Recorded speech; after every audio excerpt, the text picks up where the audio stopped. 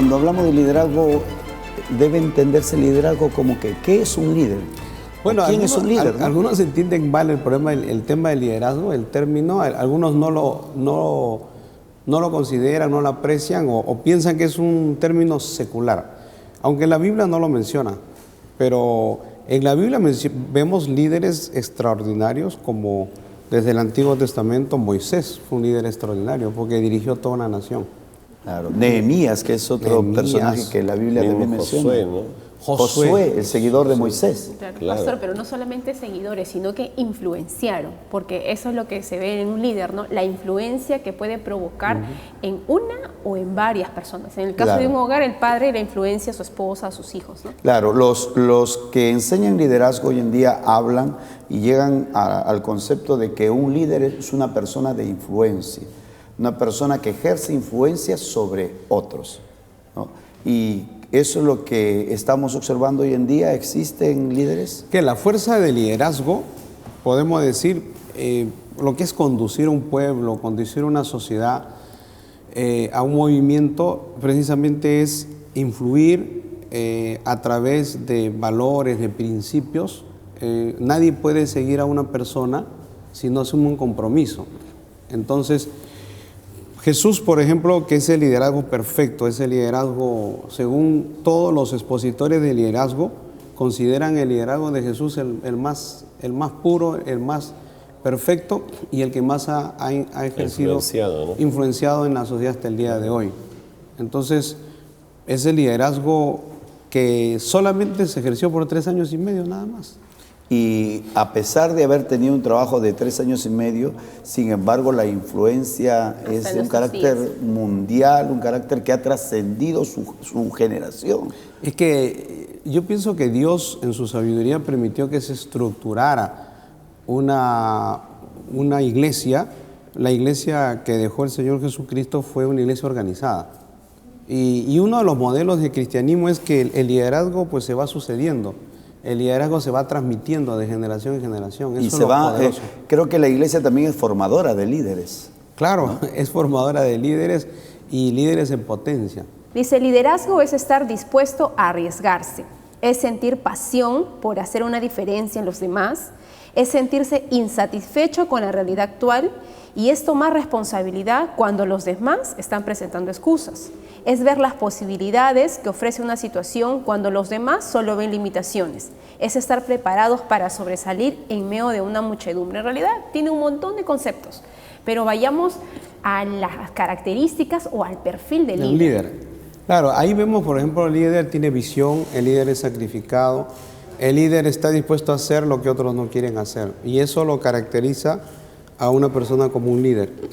El líder es comprometido con el propósito de su trabajo, de su labor, ¿no? Así es un hombre, como decías tú, que tiene pasión, que se apasiona y es decir, no descansa hasta no ver cumplido de repente ese deseo, esa visión que tiene. La visión, porque es un visionario. La visión es el combustible para el líder, ¿no? Ahora, ¿cómo se forman los líderes? ¿Quién los forma? O lo que siempre dicen, ¿no? ¿Nace o se hace? Esa es la palabra yo que creo todo yo el creo mundo que se dice. hace. Creo que se forma. Se hace, pero hay cualidades que vienen ya con la persona, ¿no? O sea, que nacen con la persona.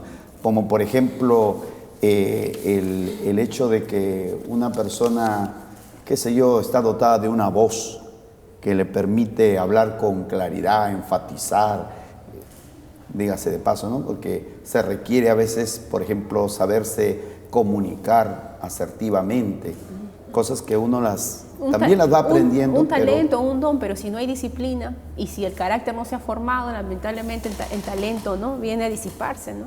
Claro.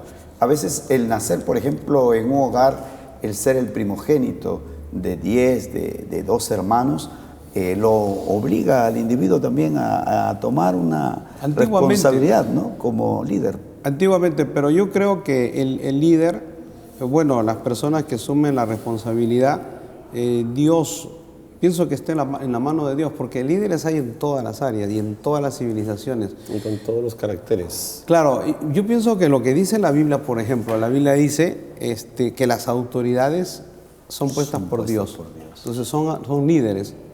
¿Y quién es el que pone las autoridades en una sociedad musulmana, en una sociedad inca, en una sociedad maya? Es Dios. Dios es el que pone las autoridades, el que pone ese sentir de poder dirigir, de sacar adelante una comunidad, Claro. de sacar adelante La un Biblia país. lo confirma a través del libro de Daniel, cuando un líder, que en este caso era el rey, llamado Nabucodonosor, después de una experiencia que él tiene con Dios, termina diciendo, Dios es el que gobierna sobre los hombres y él pone a quien él quiere. Sí. ¿No? A quien él quiere, él enaltece y aquel a quien él quiere humillar también, lo humilla. Claro, la posición de liderazgo es la posición de la autoridad, porque en realidad el mismo Nabucodonosor fue un líder. Darío, De Persia, ¿no? Darío de Persia, Ciro, Ciro el Grande. Alejandro Magno, todos ellos han ejercido autoridad, pero en base a un liderazgo. Hitler, Mao Zedong, Lenin. Ejemplos negativos, Claro, pero Lenin. eran líderes. Es que el poder Exacto. seduce, ¿no? El poder seduce. exacto. Hay un texto que justo lo que el pastor mencionaba, está en Mateo 20, 26.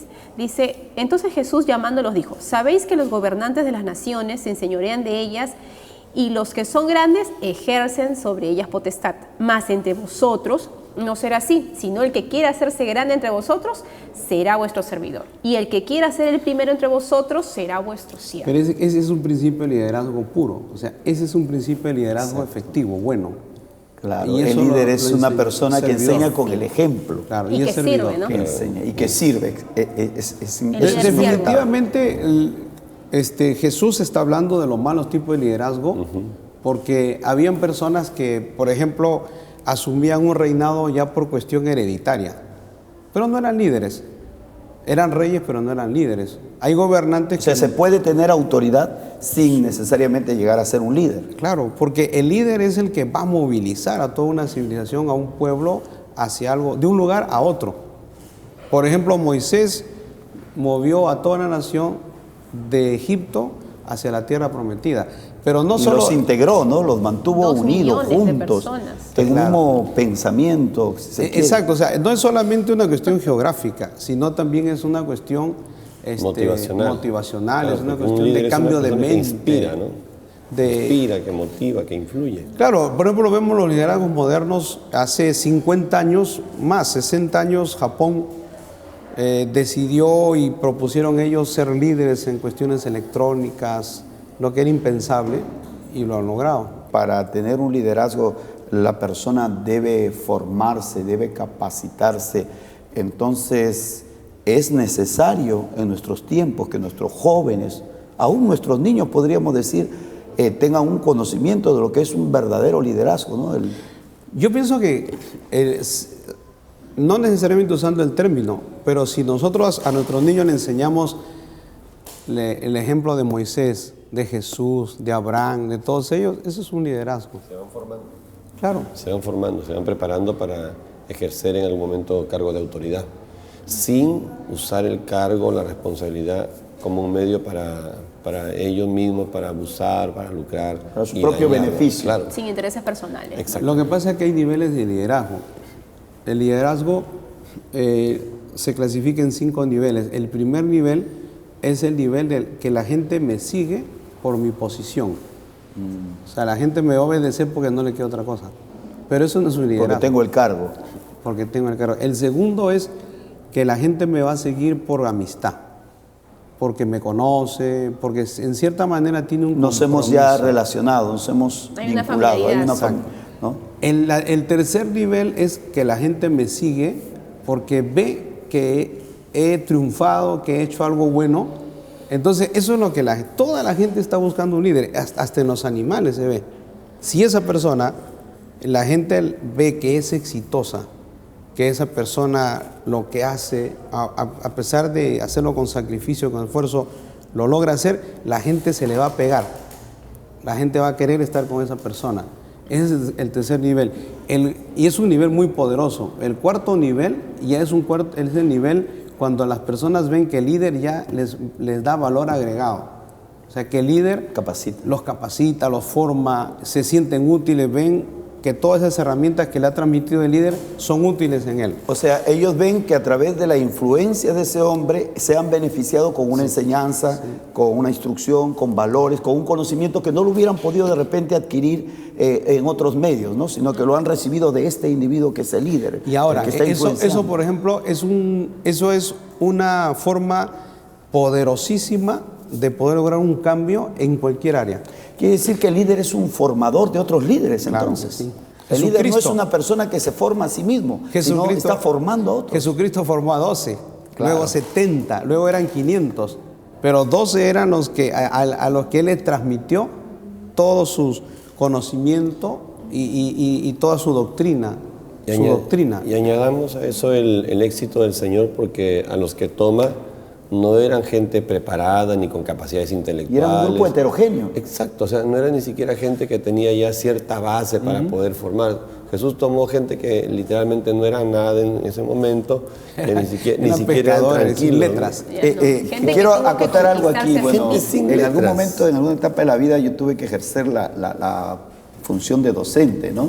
Y profesor de matemática. Y entonces, qué difícil se le hace a un profesor de matemática traer una enseñanza a un grupo tan heterogéneo. Y yo digo, si para uno, ¿no? Para traer una didáctica, una enseñanza, se le hace difícil cuando el grupo es heterogéneo, es decir, hay quienes tienen los conocimientos previos y hay quienes no los tienen. ¿Cómo habrá sido para el Señor que tuvo discípulos que no sabían ni leer ni escribir? Ahora, pero Cristo los escogió. Y al escogerlo, la fuerza de todo era su mensaje. Independientemente del terreno en el que caía, ¿no? Porque había cobradores de impuestos, pescadores, celotes, había un grupo heterogéneo, pero que necesitaba a Dios y que Cristo sabía que podían ser líderes.